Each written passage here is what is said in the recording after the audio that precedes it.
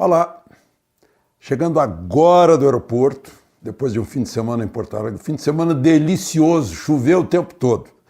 Faz mais de praticamente 100 dias que eu não vejo chuva em Brasília, uma umidade assim de 8%, 12%, e lá em Porto Alegre recebendo ar úmido nos pulmões, que delícia, né? E vendo a chuva cair, sai do restaurante aquela cascata de chuva, né? Mas enfim, nada como dar uma variada. Bom, vamos ao assunto de hoje, e o assunto é praticamente só presidente da República.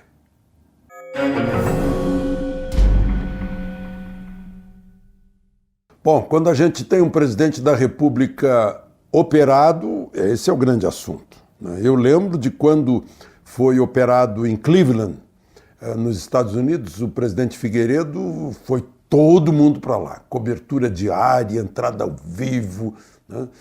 Ficaram lá o tempo todo, assim, 20, 30 repórteres, né, de televisão, de rádio, de jornal, de revista, né? E agora de novo, né? O presidente Bolsonaro, da outra vez que recebeu cirurgias, ele não era presidente ainda, né? Então agora é um presidente da República operado. A operação demorou mais do que se esperava, demorou 5 horas. Certamente, o Dr. Macedo é muito bom cirurgião, muito cuidadoso, certamente tinha muita aderência, né? Aderência é quando as alças do intestino se grudam entre si ou se grudam na parede intestinal, né? E isso é normal para quem tem o abdômen aberto tantas vezes, né? E na primeira vez que foi aberto pela facada de Adélio Bispo, está fazendo 1 ano, né? Entrou sangue na cavidade abdominal e fezes, né? Isso provoca fibrina, se eu não me engano, essa é a palavra, que vai fazendo grudar, né? Vai fazendo grudar. Certamente, na cirurgia em que se tirou a bolsa, já se constatou isso, né? Agora ele pôs uma tela. Mas a demora é que tem que fazer isso com muito cuidado, com muita sensibilidade, é um trabalho minucioso para não haver nenhuma lesão no intestino, né? Que aí seria grave, né?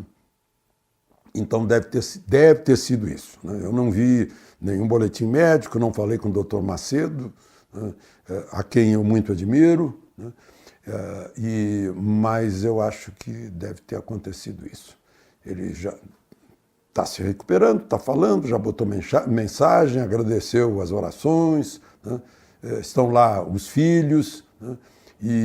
Mas também tem outra coisa, olha, para viajar de avião só depois que tiver tudo consolidado. E ele está doido para ir para Nova York para fazer o discurso de abertura da Assembleia Geral da ONU, como é tradicional. Isso sim é tradição, né? É de 1946, se não me engano, né? Quando Oswaldo Aranha fez a primeira abertura. Isso é tradição. Não é tradição, só abrindo um parênteses, não é a tradição a história da lista tríplice da Procuradoria-Geral da República, né? Chamar isso de tradição é mexer com os nossos neurônios, né? É fazer pouco dos nossos neurônios. Isso é uma coisa que foi hábito nos governos do PT, ponto, né? Antes disso, não havia essa história de lista tríplice. Então não me venham dizer que Bolsonaro rompeu uma tradição ao indicar o Aras, né? O Augusto Aras. Bom, mas voltemos à cirurgia. Precisa de muito cuidado, né? Ele próprio tem que se cuidar. Certa vez, conversando com o Dr. Macedo, ele me disse, olha, é um paciente difícil, né? A gente viu naquele glorioso 7 de setembro ele erguendo o menino. Ele não pegou no colo, mas estava erguendo o menino, ele já estava de dieta líquida no dia anterior à operação, né? Fazer força também provoca a hérnia, porque, enfim, vai se estirando. Vejam uma mãe que tenha sofrido 3, 4 cirurgias de cesárea, né, para ver como é que fica aquela musculatura, né? É uma coisa incrível. Então, depois de tanta cirurgia, uma facada em primeiro lugar, depois mais 3 cirurgias, agora a 4ª cirurgia, a 5ª abertura do abdômen, ele tem que se cuidar mais. Né? Tem que se cuidar mais porque a musculatura fica enfraquecida. Além do que, tem que reconhecer que ele já é um sessentão, né? Não deve gostar, ele vai tomar isso como ofensa, né? Mas ele é um sessentão, assim como eu estou chegando aos 80 e não quero me convencer, né?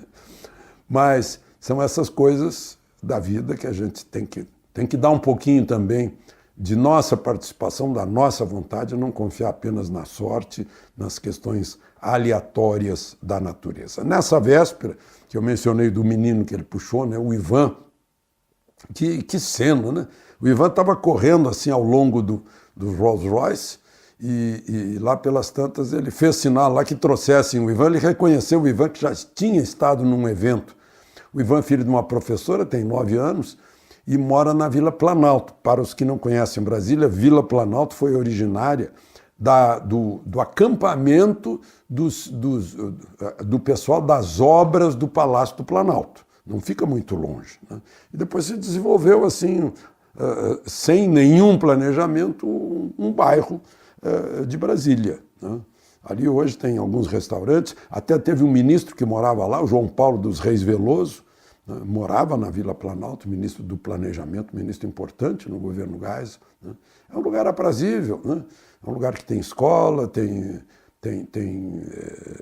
posto de saúde, né?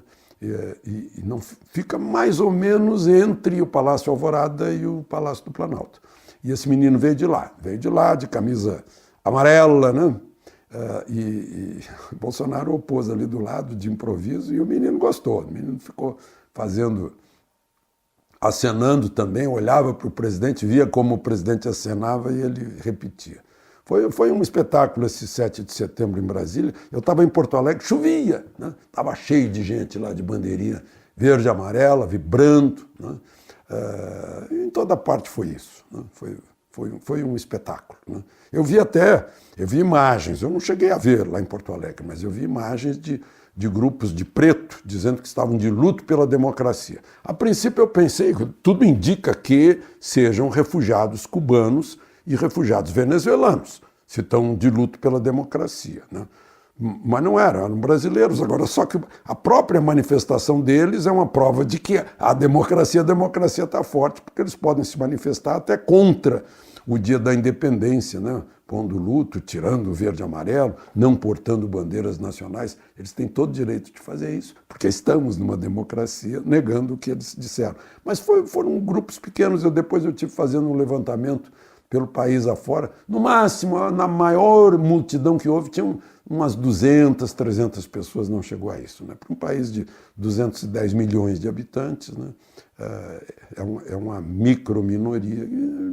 Nem faz sentido mesmo dizer isso, né? Porque o que a gente vê são as liberdades funcionando, inclusive a total liberdade para falar mal do presidente, falar mal do governo, né? Sem nenhum tipo de repressão. Reclamação, claro, se vê todos os dias. Também, se não reclamar, não seria do temperamento dele. Aliás, eu estava vendo um pronunciamento, não sei se foi em Fortaleza, pronunciamento de Paulo Guedes, vale a pena ver, está nas redes sociais. Meu Deus, o homem é muito bom. Né? Aí fizeram uma pergunta para ele sobre, puxa, essas caneladas aí de Bolsonaro não prejudicam e tal. Aí ele disse, olha, é de uma absoluta transparência o presidente da República que diz aquilo que pensa, ou seja, ele não esconde pensamento, não é um hipócrita, ele diz aquilo que pensa, portanto, conclui Paulo Guedes, é uma pessoa confiável. Né? Porque aquele que esconde, né? Ele chegou a citar sobre a vitória do Trump e a vitória do Nixon, né? Se não me engano, né? Que o outro lado era o sujeito, na hora que no debate, deram a palavra para ele, disse, olha, eu posso ser tudo isso que o meu adversário disse, mas eu não engano ninguém. Né? Então, porque parece que esse masoquismo brasileiro, o sujeito gosta de ser enganado. Né? Eu vi uma pessoa aí dizendo, não, Bolsonaro nunca foi esfaqueado, isso inventaram. Né? Só que essa pessoa tem uma história de engodo, de mentira, de corrupção, e parece que as pessoas não consideram isso uma coisa incrível. Né?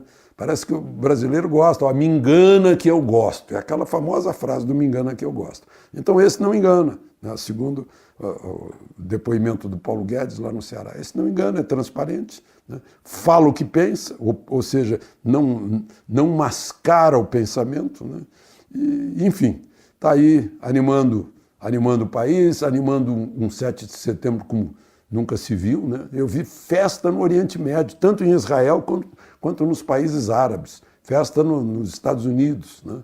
E festas pelo país afora, e dando uma conotação de festa mesmo, que não é essa história de parada militar, é festa brasileira. O que a gente festejou? 197 anos da nossa independência. O que é a nossa independência? É de um país chamado Brasil, que está escrito na Constituição, República Federativa do Brasil, tem uma bandeira e tem um território? Não, o Brasil somos nós. Nós somos a parte viva do Brasil. A parte viva do Brasil somos nós, o resto é símbolo, o resto é convenção.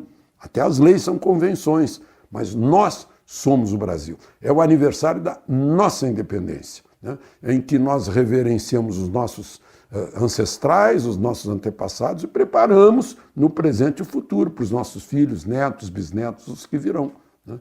Por isso que eu postei no Twitter saudando, né, na frente da bandeira, com um cálice de espumante, saudando a cada um de nós, que cada um de nós é que esteve de aniversário nesse 7 de setembro. De Brasília, Alexandre Garcia.